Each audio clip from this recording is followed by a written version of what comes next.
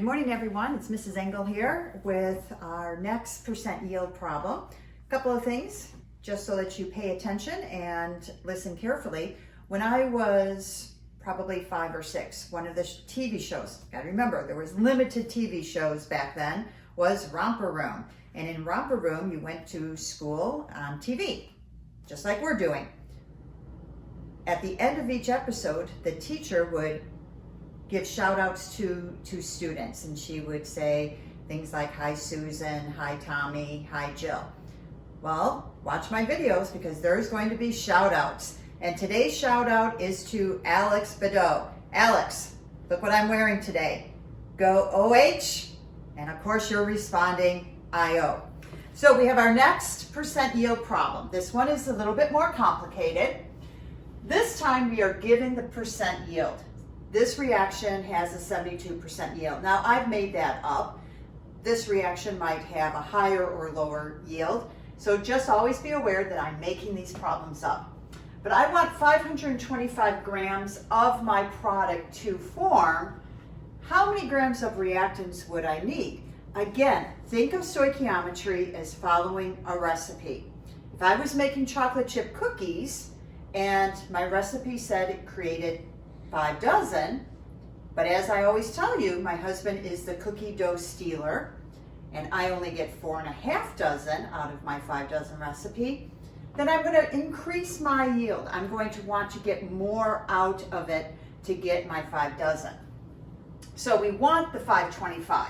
Remember, percent yield, changing it to a decimal, is actual over theoretical.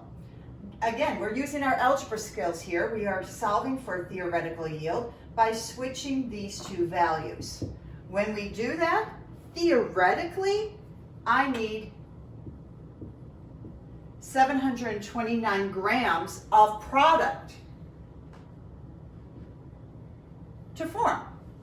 That's my theoretical yield. Now I work backwards. Remember, each and every time there is embedded stoichiometry. This is still a gram to gram problem.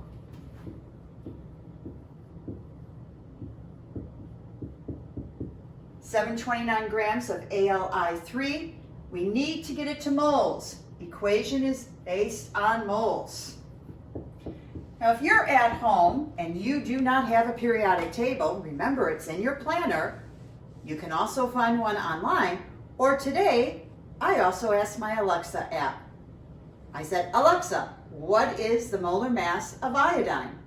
Here's her response. Iodine's atomic mass is 126.904 unified atomic mass units.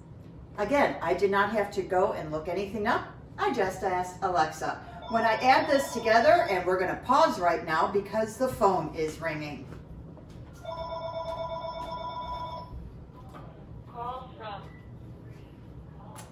Going on, this is 408 grams times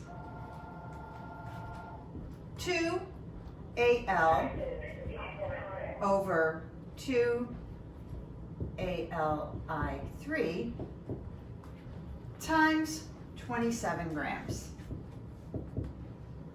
Ultimately here, I end up with 48.6 grams.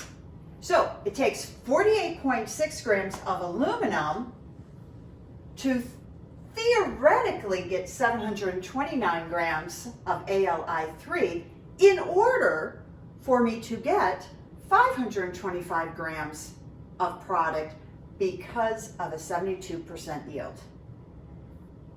Good luck, everyone. Keep practicing.